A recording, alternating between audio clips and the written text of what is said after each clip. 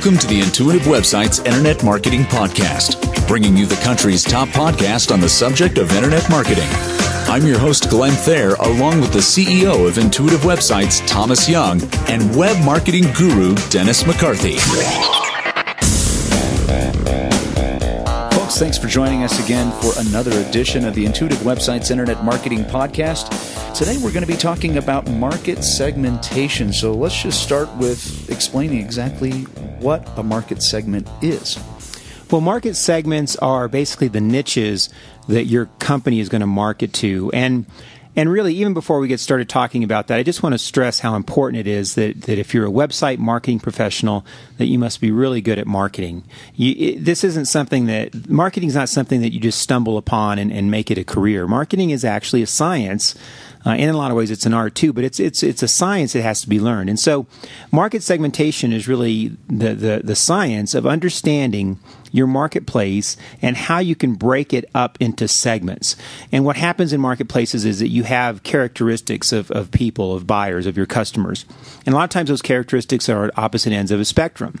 You've got to understand where you fall into those spectrums. And you can actually develop quadrants, in fact, in many cases more than one quadrant of these things. And it might be something like price or quality. It might be something with a younger demographic versus an older demographic. It might be, if you were, for example, purchasing a leather wallet, which we're going to use an example of in a second. Some folks want a leather wallet that has great compartments and great pricing. Other people want leather wallets that are super high quality with luxurious leather and that sort of thing. Well, those are market segmentations, and they can be very focused and very small sometimes. It's just very important that you understand those ranges of expectations in your marketplace and that you market to them appropriately. So, Tom, would it be accurate to say that market segmentation is really identifying your customer that you serve? It's identifying their needs and their wants and what they describe as a benefit. Not necessarily what your company describes as a benefit, but what they describe as a benefit. And pricing really is the best way to understand this because everybody understands pricing. And there are some people that will go for the lowest price and see that as the best value. Lowest price equals best value. And there's other people that will look and say, price isn't really the issue for me. It's overall value. I'll pay more to get more back. And so that right there is something you should do with all your products, is trying to understand where your marketplace fits on pricing and on quality and that sort of thing. As opposed to, now you would say, as opposed to where it fits, where you feel it fits, or where your customer feel it fits? Well, one of the biggest mistakes that marketing people do, and web developers do this too, is what I call the sample size of one dilemma, which is they bring their view of the world onto their customers. So if they have a sense of, this is the way I look at products or services, they think everybody looks at them that way, and they don't. And you see this on the web a lot because a small group of people impact what a lot of people see. You've got to throw out the sample size of one. That's being way too emotional. You're not being a scientist now. You're not being a true marketing professional. Marketing professionals come back and segment out their market, understand the needs of their customers, and then make sure that their service and products meet those needs. And you also need to look at your competitors because you'll a lot of times find that there are niches, there are areas where you can go to in the marketplace that no one else is going. So not only should you do the quadrant to understand your customers and your services and products, you should also be able to put your competitors in that quadrant and see what niche that you can fill. And the best marketing companies then will go out and find these opportunities and market directly to that target base. It's funny that you mentioned that about making sure that you put your competitors on the map there. There's so many people that take their competitors and then they say, I want a website like theirs. I want to go after their target market. And the funny thing about that is if you are exactly like your competitor, the only thing you can compete on is price. That's true. I mean, you can maybe compete on knowledge or functionality and things like that on the web. Service. But you get a much better return when you find a need that's not being met, when you can tap into something that isn't being met. And that's identifying your target market. Right. That's definitely working with the target market. And the target market, as far as the web is concerned, is the people that should be on your website, the people that really want to be on your website, want to do business with you or get your information and content. That is your target market. And the segmentation helps you identify how your products and services align with the needs of that target market, and helps you develop a focus that isn't being swamped right now by competitors. So you can find your niches.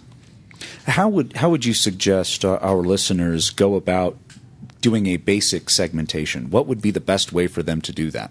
Well, having worked in this industry for 10 years, and I'm sure Dennis can agree with me on this, is we meet with a lot of people that probably know just enough to be dangerous, but they really don't understand marketing on a deep level. And so if you're going to market online, you've got to understand the fundamentals of marketing, and you really need to be a marketing professional. And there's a couple books that I want to recommend in this podcast that can really help you do that. And there's a lot more, but these two are really good ones.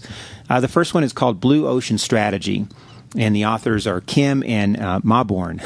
And what Blue Ocean Strategy talks about is market segmentation, and finding opportunities that are not only not being met by competitors, but not being met by anyone because no one understands that that's an opportunity. And one of the best examples of this is Cirque du Soleil. And Cirque du Soleil a few years ago didn't exist. I mean, it didn't exist. There was no Cirque du Soleil. And now it's a multi-billion-dollar industry. In fact, they probably can't build them fast enough if they wanted to. But Cirque du Soleil took a market niche that people didn't know they wanted. We would go, imagine how we used to go to the circus. We'd go to the circus and we'd sit there and we'd do the circus thing, right? Well, that kind of died off. And Cirque du Soleil said, hey, what if we could do the circus thing, but really make it interesting, really make it fun, and make it like no other entertainment that's out there? That's an example of a blue ocean strategy. There's other companies that have done that as well. The iPhone would be an example of a blue ocean strategy. Now everyone's trying to catch up with the iPhone because, what if we could develop a phone that really is a mini computer? It's a computer held in your hand, but it's also a great phone. And others have tried, but no one could quite do what the iPhone does. So these are blue ocean strategies. Well, those are on a big level, but even in your marketplace, there's examples of needs that you can come in and fill. So Blue Ocean Strategy is a great book to give you a sense of how to do that, and they actually break it down into a lot of detail. The second one is called The Discipline of Market Leaders. This is actually one of the first books to come out and talk about the idea of find your niche and do it really well. Don't float into other areas. Stay in your niche and focus. And this is something that applies to giant companies and just small mom and pop organizations. It's so easy to say, we're kind of good at this. Maybe let's jump in and do this thing too. So now we do service B. We also do service C, D, E, and F. And that's not always the best approach. And so the Discipline of Market Leaders talks about what they call value dimensions, which is there's really three things that you can exceed as a company. And one is you can be operationally good. That means your operations are cost effective and have great return. And when you think of the best company in the world for that, you think of Walmart. People think of Walmart as a price leader. The only reason they're a price leader is because of what they do operationally. And Walmart really took over retail because of how they could deliver goods and products. It was their trucking system that enabled them to have the low prices. Well, also their picking system is unbelievable. I mean, they automatically, everything that is sold, another one's ordered. I mean, the way they have it set up is unbelievable. It's unbelievable. Operational, and it's operational excellence. And they do think about the other two, which we're going to talk about in a second, product and customer.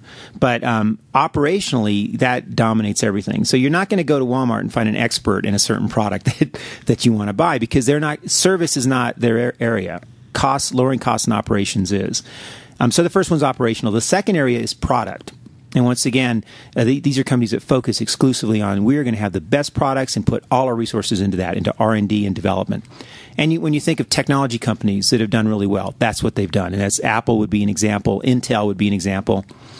They focus on what they do really, really well. They don't jump around and get into other lines of products or claim to be number one in customer service or whatever. They focus on products. And the third area would be service. And you would think of companies like Nordstrom where their service is unparalleled to do anything to keep their customers happy. And you're going to pay for that in the products. But once again, when you look at market segmentation, some people pay for that. They want to see that level of service. So you have these. It's like going to the grocery store and deciding whether you're going to the self-checkout or you want somebody else to actually ring everything up for you. That's right. And so these are the three kind of disciplines of market leaders, and good market leaders know where they stand, if they're operationally focused, product focused, or service focused, and then they just hone in on that and do a really, really good job. Well, the same thing applies to you when you do segmentation. You've got to get a handle on what it is that we do, and how can we really excel at that. And they also came up with these 4 rules of how you add value through these dimensions. And I would highly recommend that you read these 2 books and get more information. But the bottom line with the discipline of market leaders is you don't ignore any of those 3 dimensions. You certainly have to give, all 3 of them need consideration. But you find out where you are the best at and then focus on that. And the same thing with market segmentation. So, looking at as far as examples, do we have examples of that you have personally that you can share? Yeah, absolutely. We actually at Intuitive Websites we do this work, and I think it's something we need to spend more time doing. In fact, we recently added to our team a gentleman by the name of John Mills. And he has extensive experience in this kind of work. And even though we're building websites and marketing websites, we consider ourselves as a strategic company. And John's role is going to be to do more of this segmentation work for our clients. But we could do a couple examples here. 2 clients we have in our portfolio deal with one deals with wallets, men's wallets, and other deals with executive coaching. So I want to do an example of products and service. But if you were to segment the men's wallets, you really can look at several different characteristics. And that would be the first step, would be to figure out when someone goes to buy a wallet, what are the thoughts that go through their mind? So you've got form versus functionality, because a very functional wallet with lots of compartments and stuff like that isn't going to look as great as a very sleek, It'll be bulky. Yeah, it'll be bulky. So you got form versus functionality, and then you have cost. So you have, a cheap Chinese wallet to an Italian leather wallet. So you have or cost. An alligator skin wallet. Or alligator, that's right. Yeah. So you've got it. You lay out the quadrant and you try to get a sense of, okay, the target market we're going after. Do we really want to create a wallet that's a beautiful Italian leather wallet, but it has 35 compartments and zippers and Velcro and all that? No, that's probably not going to work. So you've got to segment the marketplace to figure these things out, and you've got to look at quality versus cost and styling versus functionality. Then your website needs to have the messaging that makes sense for that level of customer. Don't talk about great pricing if you're doing Italian leather. Talk about look and feel and that sort of thing. So that would be an example of a men's wallet. The second example would be executive coaching, and this is someone who comes and works with executives to help them with their career and their work and so forth. But within that executive coaching, there's really 4 levels. You could do personal coaching on personal life issues, or you could talk about their career and specifically focus on career advancement and fulfillment. You could also focus on their work as an executive directly within their company, or you could focus more as a life coach, helping them more with their personal issues. So this is kind of the spectrum you have in executive coaching. If you try to do it all, then you're not segmenting your marketplace. You really have to hone in on what part of that segment you're going to focus on, and the website, once again, would communicate that. Well, now, how exactly does the market segmentation fit into working with web design and marketing? Well, once you've done your research and you have a strategic plan, a marketing plan, then it's time to look at the website and the nuts and bolts of the website. And one of the first places that this will take kind of a form for you online is in your homepage content. And many of the websites, in fact, probably all the websites that we see initially have generic, broad-based content that not only is broad-based within their target, but it's probably broad-based within the whole country, because a lot of times you can take the content we see on home pages and put it on any website, whether it's service, products, or anything. Generic pictures, too. Generic pictures, generic content, interchangeable, striving for excellence, first in service, all those, it means nothing. So your taglines and your initial messaging needs to hone in on the needs of that market that you've analyzed and segmented. And if that hasn't been done, the whole market segmentation thing hasn't been done, it shines through very clearly on the website. Yeah. It'll be a head-scratcher website, and you can tell that they haven't done this kind of homework. Well, there's no need to have the user try to figure out if they're in the right place. I mean, right. The user doesn't need to do that. The user should be thinking when they come to your site, wow, what a great website. Just what I wanted. Yeah. And they can think that in 2 or 3 seconds. And so the content then on the homepage is the first step, but then the content throughout the website will support that segmentation and your niche.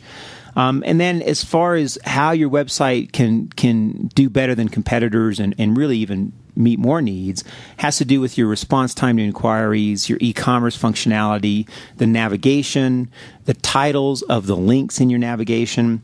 And all of this has to tie back into your marketing strategy. And it requires close attention to detail. It's not something that you just wing it or that's good enough. No, the strategy comes first, and then the rest of the site is laid out to meet the needs of that segment. I think one of the most important things is how are you connecting with the visitors to your website? What kind of offer are you giving them that they will respond to? And we spend a lot of time trying to figure out ways to get people to connect on websites. And if the market isn't clearly known and the target market is not there on the website, that's a really difficult task. But when the market is clearly known and you ask them what they would be looking for on a website of this kind, it's an immediate connection, and the conversion rates will go through the roof if the target market is on the website. Absolutely. Yeah. So, the bottom line is find this unique marketplace and then stay there and then communicate to that marketplace with your website design and with your theme. Well, how does this approach deal with traffic as far as driving traffic? How does that affect? I went to a seminar from a Google guy, and he said something contrarian to open it up. He said, you should be focusing on bringing less traffic to your website. We take in on so many new projects where they say we want to be number one on Google. We want 10,000 people a day to come to our website, when really the goal should be to get 10 truly target market people on that website. Yeah, we had a client recently who gets a couple million visitors a year.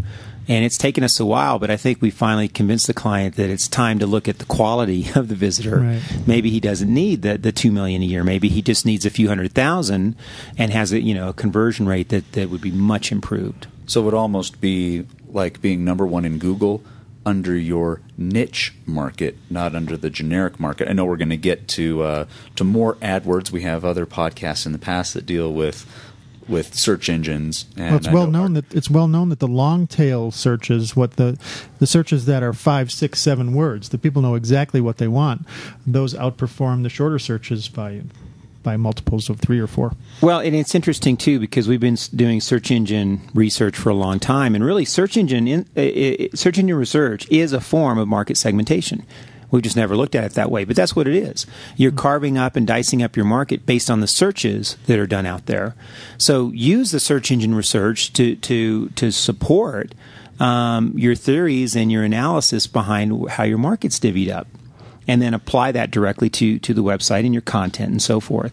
But it goes beyond search engines in today's internet world. It also goes into emails. Your email marketing should be directed toward these market segments. Your content distribution, your strategies on social networking, all that should be focused on this segment and what their needs are. Even all the way down to your signature line. If you're speaking about email, there's email marketing, but all the way to email correspondence. Mm-hmm. Because sometimes you'll be talking with people and they'll look at your signature line and go, I had no idea you did that. Yes, absolutely. Definitely. Well, folks, will we end each podcast? Do you have something else? One more thing. See, here we go. Try to end and you come up with something else. We can't get through a podcast without talking about the importance of user testing. But once you know who these people are, talk to them. If you find out that your market segment is highly technical users who are looking for quality over pure value, then talk to them. Ask them what they want from a website and deliver that to them. Deliver them the technical documents and information that they would be looking for. You can also ask those same clients and customers that you have those same questions. What do you wish we did better? Right. Or what do you wish we offered that our competitors don't offer? And that's just simple business. And no one does it, and we're still scratching our heads at why no one does it. It's the most important thing you could do with your website. And I think the concept of marketing as science. Take your emotions out of your picture, take your expectations out of the picture, take your worldview out of the picture, and go and talk to people that are your customers. User testing is a great way to do that. Well, you heard it, folks. We end each of our podcasts with an action plan. You all know that have been listening for a long time. So, guys, what are the key action items for the listeners this week? Well, number one on the list, and we probably talked about this a little bit, but number one on the list is that you've got to think yourself as a strategic web marketer and that you're driving results and ROI. And to do that, you've got to be a marketing professional. And go back and read these books that I mentioned and read other books on market segmentation and market planning. Understand how these work within your company and your business. Do your homework on segmentation. Once you do that, then you can apply those principles to your website. Also, Google Analytics, which I think we mention in every podcast as well. And some new tools. There are some new tools, analytics tools that are more anecdotal in nature that people can tell you in their own words what they're looking for on your website. I would use Google Analytics data to help confirm your segmentation decisions as well. And finally, then deliver a message on your homepage that connects with your target market in the way that it's been segmented. And I think if you do these things, you're well on the way to having some great successes online. Well, folks, that wraps it up for this week. Thanks so much for joining us.